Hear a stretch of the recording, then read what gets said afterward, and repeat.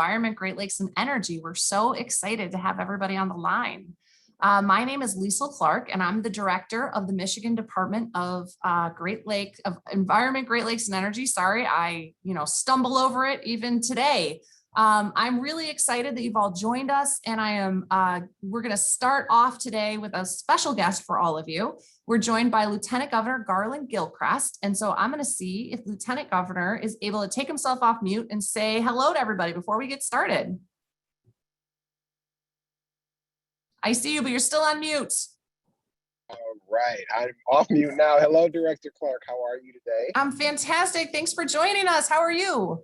I'm doing great, and happy Earth Day, everybody. I am really excited to talk with you today. Earth Day is a very important holiday in my Gilchrist family household. I have twin second graders who are very excited about Earth Day and everything that they can do on Earth Day during Earth Week to make sure that we are all good stewards of the earth that we all call home. So I'm really eager to talk with everyone today about this on this, I believe it's the 51st Earth Day that we are celebrating here in our country.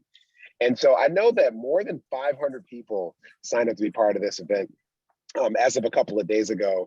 And that includes many education professionals and teachers who signed up on behalf of their entire classroom. So really great to be here. And I think there's gonna be more than 1,000 people participating today. And that level of interest in Earth Day, it really warms my heart because Governor Gretchen Whitmer and I, we know that Michigan is not just a beautiful place because of our resources and our natural resources and our environment, but it's just part of what makes us who we are. It's our identity. Our pride is so wrapped up in this place that we call home. And we all have a responsibility to make sure we're playing our part to keep it healthy, to keep it beautiful, and to make sure that it is sustained for the future into perpetuity. And I'm really excited about that. This was started by Senator Gaylord Nelson from Wisconsin, and he and his team really enlisted support from the first of Earth Day from people from all backgrounds and all walks of life. It wasn't partisan. We had Republicans and Democrats. You have very wealthy people. You have people who were low income. You have people from urban communities. You have people from rural communities. You have people from the business community. You have people from the labor community. Everyone came together for a common purpose, for a common story. And that is that this earth that we all call home, that we love, that belongs to us and we belong to it, we have to take care of it. And so today, this is celebrated in more than 193 countries, and more than 1 billion people across the world get involved in Earth Day activities every single year. So we're participating in something that is much bigger than us. So for the students participating today, I'm not the oldest guy you've ever met, but it's been a little while since I've probably been in your age. But I do want to encourage you to know that you are not too young. You have all the experience, all the resources, all the knowledge you need to play a role in Earth Day and in taking care of our earth and our environment. If you feel like you don't have enough, I beg you, please do not feel that way. You can participate in this too. We have a lot of work to do to make sure that every person in Michigan has clean water to drink and to enjoy, healthy air to breathe, safe neighborhoods, and great parks for playing in and for exploring in and for picnicking and all the amazing things that we do in the great outdoors here in the state of Michigan.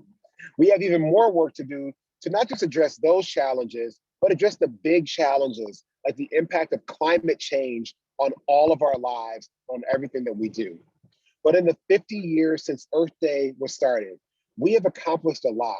And our administration, along with the dedicated professionals who work all across state government, and particularly those who work with Director Clark in our Department of Environment, Great Lakes, and Energy, we all have prioritized this, and we know that we're going to be working together to do even more. Our administration is committed to making sure that Michigan is a leader when it comes to responding to climate change, when it comes to conservation, and when it comes to spreading the idea and experience of environmental justice to communities across the state of Michigan. There are hundreds of things, big and small, that all of you can do every single day, whether it's recycling, whether it's turning the light off when you leave your room, whether it's deciding to walk or ride your bike rather than getting in a car like I'm in right now, heading back to Detroit from Lansing. We all can do a little bit more. So just in closing, I just want to thank you for your imagination that I know you're going to apply to any Earth Day activities you do this year and to how you carry yourself going forward to make sure that you are playing a role in keeping our Michigan environment, our national environment, and our world environment safe, healthy, secure, and available for people going forward. So thank you so much. God bless you and God bless Earth Day. Thank you so much, Lieutenant Governor. Really appreciate you joining us and sharing those words of wisdom from the Whitmer administration. Very much appreciative of your time.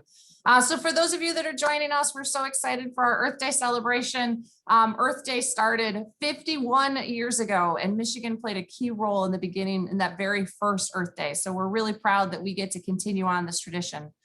Some of you might not know that when we're not in our socially distant and remote working situation, Eagle enjoys doing an Earth Day celebration in Lansing, as well as in some of our district offices and with our partner agencies, with the Department of Natural Resources and with the Michigan Department of Ag and Rural Development. So we really enjoy seeing all of the students joining us. And so we look forward to doing that in person again, but we're thrilled to be able to do it virtually in the meantime.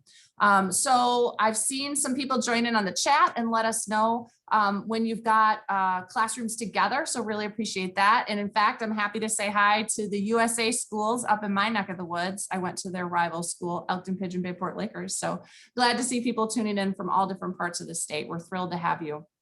Earth Day is one of those things that brings us all together because in all 83 counties, we all care about environmental protection. We all care about our beautiful Great Lakes, which are home to more than 20% of the Earth's surface fresh water. We know what a resource that is and how important it is to care for it. And it's something that certainly everybody, all of the dedicated professionals at Eagle are committed to, but we know that it's something that touches all 10 million of our residents as well. So, but without further ado, I'm really excited to share with you the deep intelligence of some of my colleagues. And I work with 1,200 fantastic, dedicated public servants who care about what they're doing for all of you. And in fact, Earth Day is a wonderful connection to students and to future generations, because future generations are really what motivates so many of us in our everyday work, leaving a better Michigan for our kids, our grandkids, and our grandkids. So we're going to dive into three really important topics here today, and we're going to start off with climate. So I'm really excited to introduce to all of you Dr. Brandy Brown, who is the head of our Office of Climate and Energy here at Eagle. And with that, I'm going to let Brandy take it away. Thank you, Director Clark. It is a pleasure to be here talking to you today about climate. Climate is very near and dear to my heart, is my work. I am the Climate and Energy Advisor within Eagle, and that means I get to work with folks all across the state to figure out how we can find solutions for Michigan, how we can identify how to improve our built environment, the buildings we live and work in and play in, and what our future is going to look like. So with that, I'll just give you a little bit of an overview of climate. I'm sure you guys are really familiar with it. Now, often when we think about climate, sometimes we get a little confused between what's weather, what's from day to day, or what's climate. So when I'm talking about climate, what I mean is the change that has occurred over time. So it's not just the change we're seeing day to day. And today is a little colder than we probably want it to be here in Southwest Michigan. At least we have some sunshine versus what happened yesterday. We had snow. That is local weather from day to day. But climate change really is about the trend over time. So how is what I'm seeing over my lifetime differing or the same as what my parents saw or my grandparents saw? And how are my children and my future grandchildren, what are they going to see? That's talking about the overall trend. Next slide, please. So how does climate change, what is causing it? So there are some factors that are causing it, but generally we like to start with explaining the greenhouse effect. In this animation, you can see that the sun in the upper corner there is giving its heat rays to the earth. We need the sun's light for all of the plants to grow. For even us, we need some vitamin D from the sun. And some of us will notice that we're happier when the sun is out. Well, those rays will reflect back into space, but some of them get trapped in our atmosphere and are absorbed. Now, as we continue to live on this earth, as we've impacted the earth with how we've chosen to live and build, there have been some unintended consequences. So we're adding different things into the mix of what's in our atmosphere, and that's further trapping some of the heat and causing the earth's climate to warm over time. Next slide, please. So this is just a quick graph, and I want to tell all of you that all of these resources that I'm showing you today are on the NASA's Climate Change for Kids website, and it's a really helpful website. So in this graph, you'll see the change in annual global temperature over time. And in this slide, you can see the change in what's happened to the ice caps over time. So please, in your free time, feel free to check out the NASA's Climate Change for Kids website and look at different animations like this, where you can see what's happened from the 1980s when I was a kid to up to 2016. Now, there's an ebb and flow in that ice cap that's typical as the seasons change over Earth. But what you'll see is over time that the ice has been shrinking. And that does affect everything that we're seeing going on right now with climate change. Next slide, please.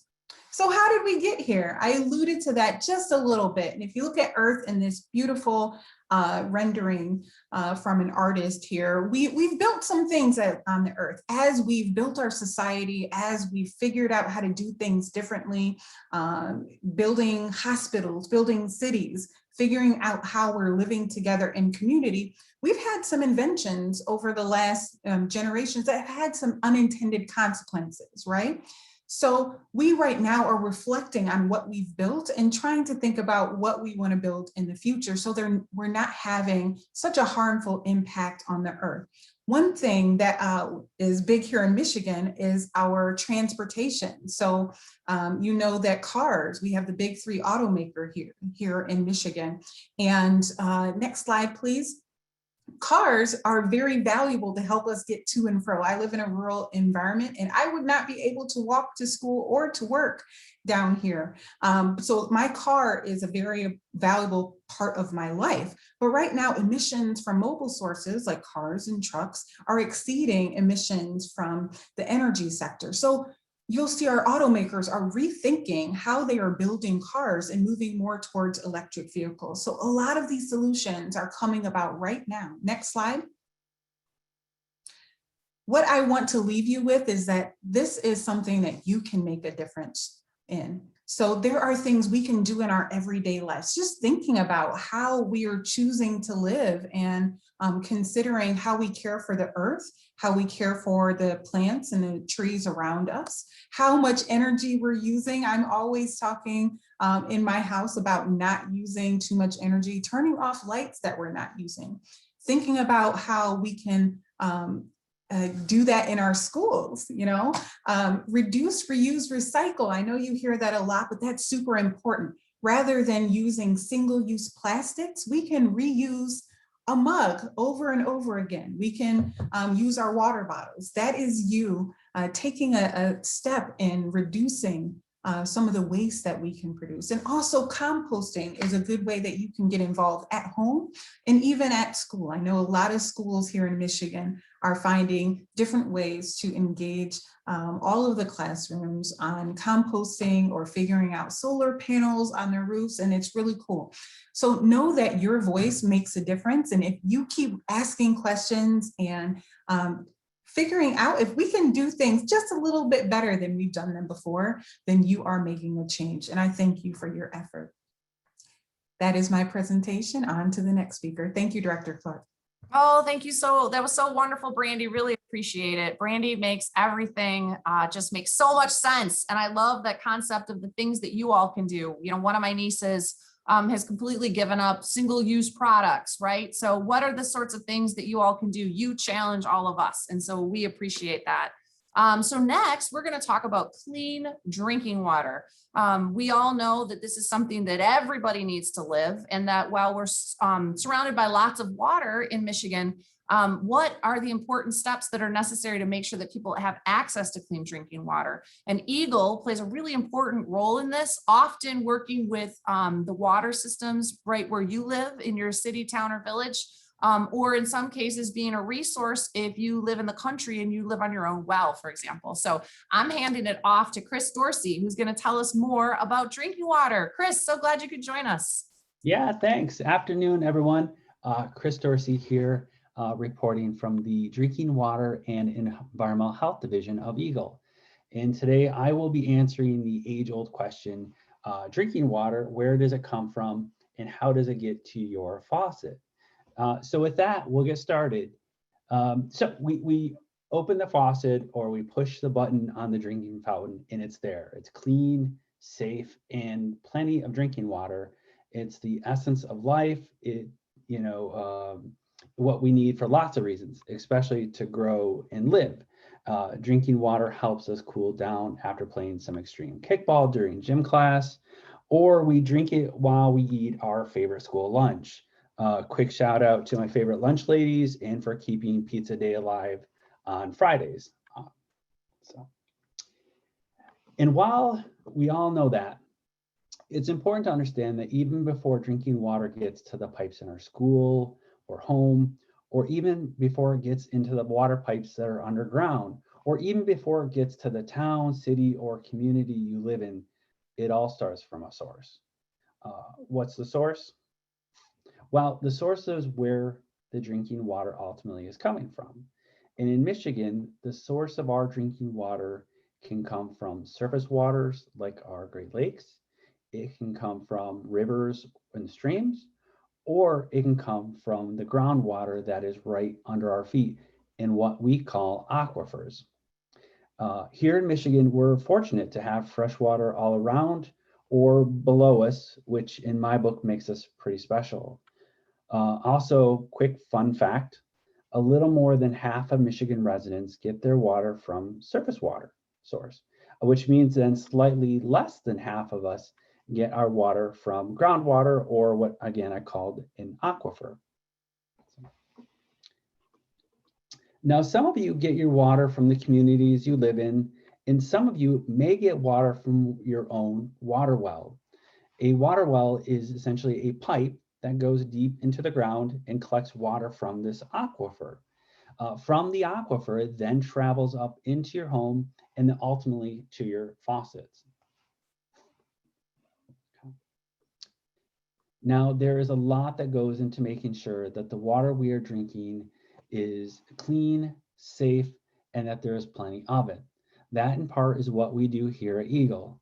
My team here at Eagle helps communities follow what is called the Safe Drinking Water Act.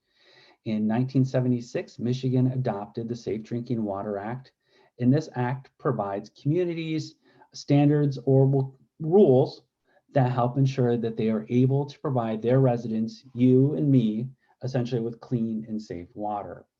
Now, as a result of the Safe Drinking Water Act, here we can go back real quick, Andy. There we go, thank you. As a result of the Safe Drinking Water Act, Michigan communities that provide water to the residents must test for over 90 different contaminants, which might include bacteria or harmful chemicals that you don't want in your body. So there are teams of people all over the state of Michigan and in your local communities that follow these standards or rules of the Safe Drinking Water Act to make sure that the water coming out of your faucet is safe for you, your family, and your neighbors to drink. Now, drinking water sources can become polluted, or what we might call contaminated, and that can occur through natural or by human-made means. Pollutants in our source water can come from lots of different things, such as lawn care products, oils or greases that may end up on the road from our cars, accidental spills that may happen, or even from animals that use the water too, right? We're sharing this. This means that the water at the source might not be safe to drink, and that before we can drink it, those contaminants need to be removed. Now, this slide illustrates the most common steps with water treatment, particularly for surface water. And in this case, you'll see our source would be in a lake or a large body of water. Step one in this case is what we would call coagulation. And coagulation essentially is where there is an additive placed in the water, like a chemical, that makes the water, the particles in the water, the small particles in the water stick together and form larger particles. Then that moves us into step two, which is called sedimentation. This is the process of just allowing the water to sit calmly so that those new formed large particles can fall to the bottom of the tank. And so you'll ultimately have two layers. You'll have a layer of sediment at the bottom and what we would call a clear layer at the top. Now, step three is where you take the remaining clear water and pass it through filters. And those filters will be made up of sand, gravel, or even possibly charcoal. And those are used to remove any remaining particles that might be in the water or fines and bacteria and possibly even some of those harmful chemicals. The last step of the treatment process is then what we call disinfection. After the water is filtered, a disinfectant, kind of like chlorine, which you might find in household bleach and you might use for cleaning your countertops, is added to water to kill off any remaining viruses, parasites, or bacteria. And then it also helps keep the water safe when traveling in our pipes. Okay. Now, once the water has been disinfected, it is stored in large tanks where it is kept until we need it. Now, storage usually takes place in these large tanks that can sit in the ground or on top of the ground, or these tanks can go way up into the air and they're elevated, and we'll sometimes refer to these as water towers. Yes, thank you. There are a few examples of some of the water towers that you may see or examples of different water towers. So how does it get to the faucet or drinking fountain, right? So the stored water leaves the storage tank and is pushed through underground pipes that run through the entire community, possibly including your school or home. Now that means there can be miles and miles of pipes in the ground that transport the water all through this community and into our homes. Okay. Again, here are some examples, and keep an eye out. On a road trip, you may see something like this on the side of the road as you're going down the road.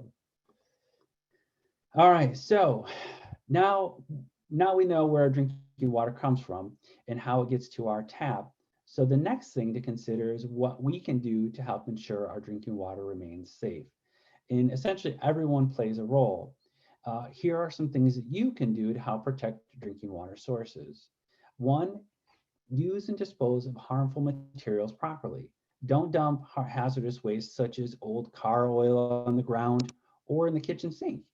Ultimately, it can get into the soil and contaminate the soil, which would then impact our groundwater or nearby surface waters. Two is you can join in some garbage cleanup or local garbage cleanup events at local beaches, streams, or lakes. You know, if we can help prevent it from getting into our surface waters, again, that's one less potential to impact our drinking water. The next is contact your community leaders to learn more about where your water comes from and how you can help it at the very local level. And with that, I am all set and I will turn it back to you, Lisa. That was such a wonderful presentation. Oh, sorry, I was muted. Thank you so much, Chris. That was such a wonderful presentation. You know, drinking water is so important for everybody. And understanding what happens on the source side, as well as when it gets, you know, to coming out of your faucet, it's critical. So much of what happens in our environment is systemic, right? So it means that the system is important. It means that the beginning's as important as the end. And so what happens in our Great Lakes and our aquifers is really important for what comes out of your tap. And so that's why we have to talk about all these steps in between. So Christy did a wonderful job of telling us about that. Next, I'm going to turn it over to Mike, and Mike is going to explain another part of this big puzzle, this big system that all fits together, and that is contaminated sites. So from our land's perspective, What do we need to understand about how important it is that we keep our land clean as well? So I'm handing it off to Mike. Great, thank you, Director. Yes, and I will dive into talking about contaminated site cleanup and reuse projects, but first I wanted to briefly hit on really what a contaminated site is and how it gets that way. So an easy way I like to think about contaminated sites is just any piece of land with pollution on it. And so pollution could be something that is in the ground, right, in the soil, something in the water. And as Chris just talked about, we have surface water, groundwater, both would count, and in vapor. So you can think of it as something in solid, liquid, or gas state that just shouldn't be there. And so if it's not supposed to be there, right, how did it get there? Maybe it was something that was stored in a tank that leaked or spilled accidentally. You can look at the big tank that they're pulling out of the ground on the picture right there. Maybe it was a chemical that was used to make something that we need for everyday life, like paper or seat belts. But once that contamination, once that pollution gets there, is in the ground, is in the water, or in vapor, we want to make sure that people don't come into contact with it. And so that's where the cleanup and the reuse part comes in. So today I'll go over the 5 W's, the who, what, when, where, and why of contaminated site cleanup and reuse. So first, what? When I think of contaminated site cleanup and reuse, I think recycling. Just like you can take a bottle of water when you're done with it, you can recycle that bottle, safely turn it into something new for someone else to use. Contaminated site cleanup and reuse is exactly the same thing, just with land. So we take something that was used, old, dirty, like this old building that used to make seat belts for cars, and it burned down.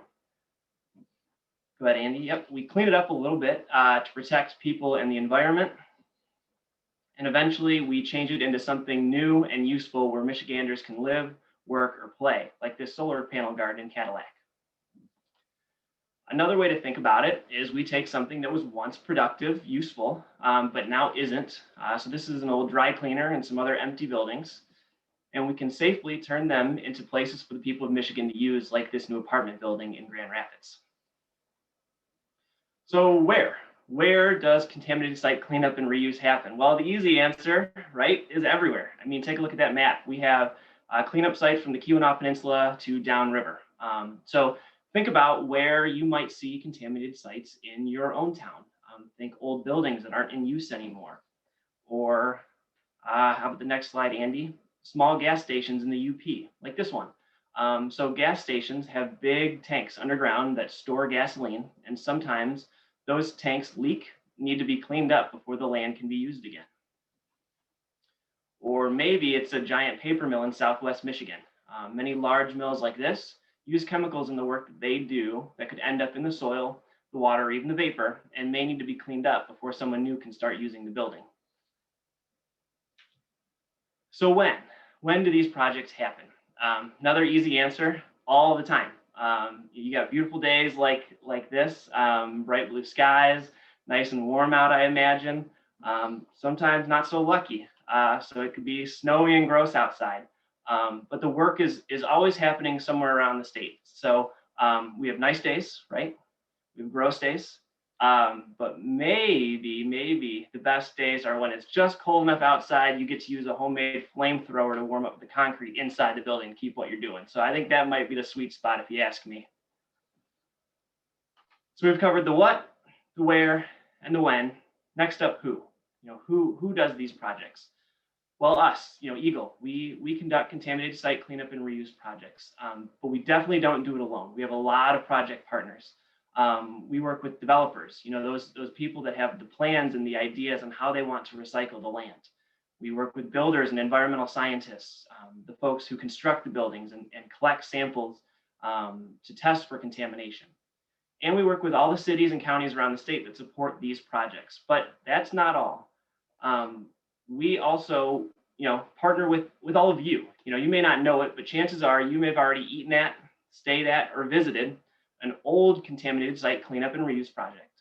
Like we've seen, they're all over the state. So you can keep an eye out for new projects as well. If you see a sign like this, take a look, because it means that you're looking at an active contaminated site cleanup and reuse project. And you can learn more about what's going on at the site and how we're making it safe for all of us to use in the future. And just like Lieutenant Governor Gilchrist said, there's opportunities to really participate in all of these. And sometimes it's as easy as just asking the question and being curious. So go ahead, Andy. So lastly, why? And maybe the most important question, why do we do this? Why do we do these contaminated site cleanup and reuse projects? These pictures on the screen are of a cleanup site in the UP. And I think you can pretty clearly see that we do it to protect the environment.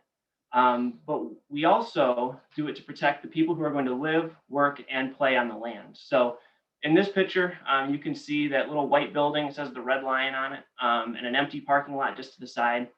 We do these contaminated site cleanup and reuse projects to protect people who are going to live here. So that same property is now a new apartment building in Grand Rapids.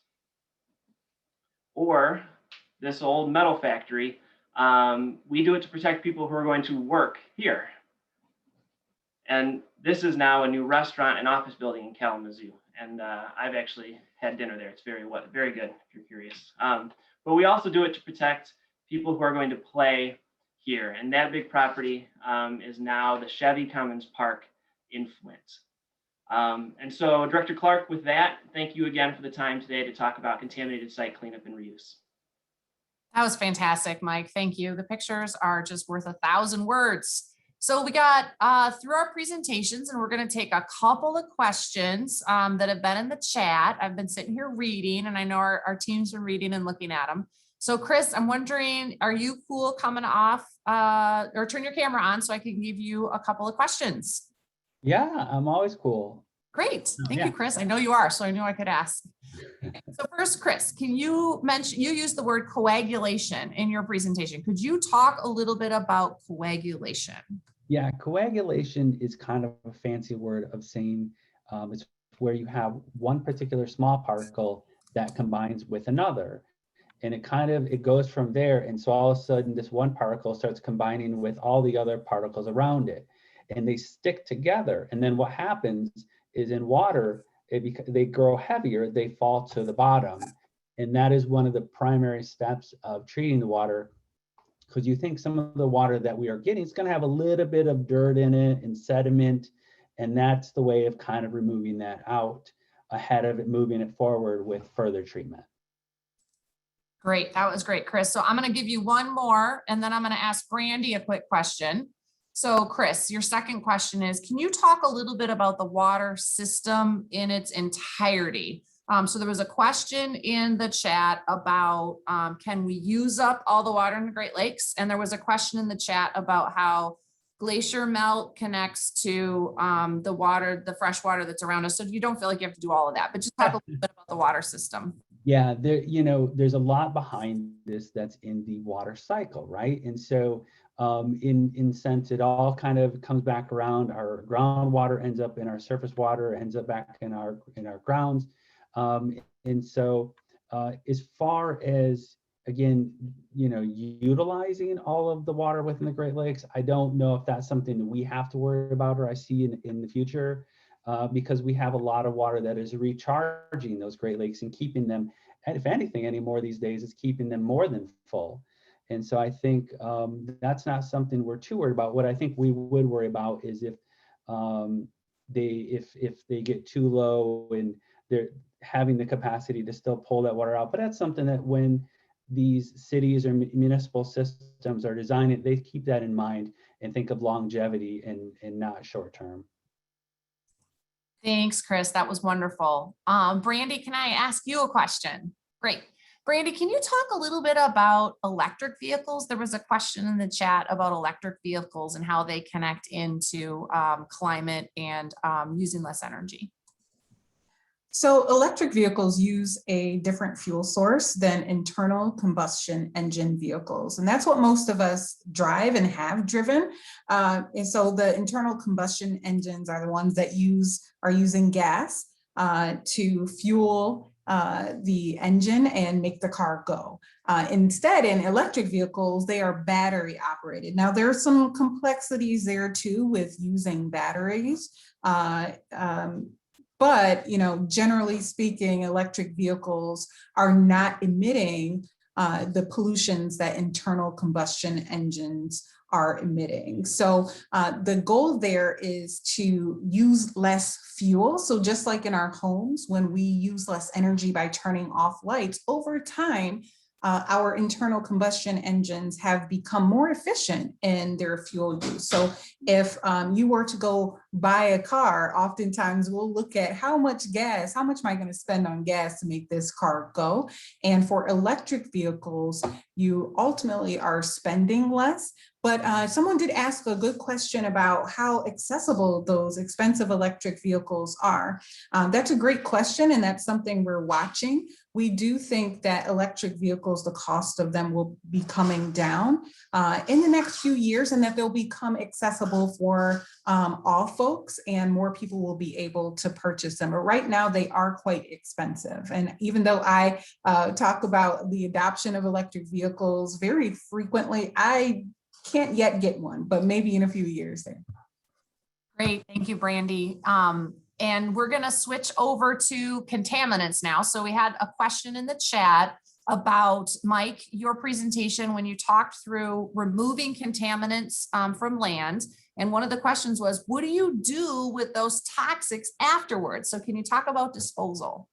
Yeah, great question. And so I'll say specifically, soil contamination. So during normal construction, there's going to have to be digging out of soils, whether you're digging a basement or digging for foundation, or just, you got a big hill that you have to get rid of and it's contaminated. And so once that comes out, the most straightforward, usually the easiest answer is to take them to a landfill. And so they get disposed of safely at landfills. They have to be properly licensed to take hazardous material like that. But it's usually loaded up in trucks and taken away to landfills to be properly disposed of there. Great, thank you. All right, there's some wonderful questions in the chat, and I wish that we could get to all of them, but unfortunately we're coming up on time. So I just want to say to all of you, first of all, I'm going to say to my panelists, wonderful job you all did. Really appreciate how accessible you make this conversation, and I appreciate what you do every day. And then to the students and teachers that have joined us, thank you for taking time out of your Earth Day to join us and to learn more about what Eagle does and about how we can all take steps to protect our beautiful Michigan. And I'm also going to say thank you to Lieutenant Governor Garland Gilchrist for joining us and for talking about his commitment and his family's commitment to Earth Day and the administration's commitment to the different topics that we talked about here today. And then finally, I just want to say how proud I am to work with the 1,200 people at the Department of Environment, Great Lakes and Energy who work every single day to leave a better Michigan for all of us, all of our kids, all of our grandkids. I am so proud to work with this team who are working for you every single day. And students, please keep asking questions. You are so innovative. You come up with the best possible solutions, and you are going to make change in the future, and you are going to change all of us. And so we really appreciate you, and we really appreciate you participating. So with that, thanks again. Thrilled to have everybody here, and hopefully there'll be folks that get to watch this on repeat too. So have a wonderful Earth Day.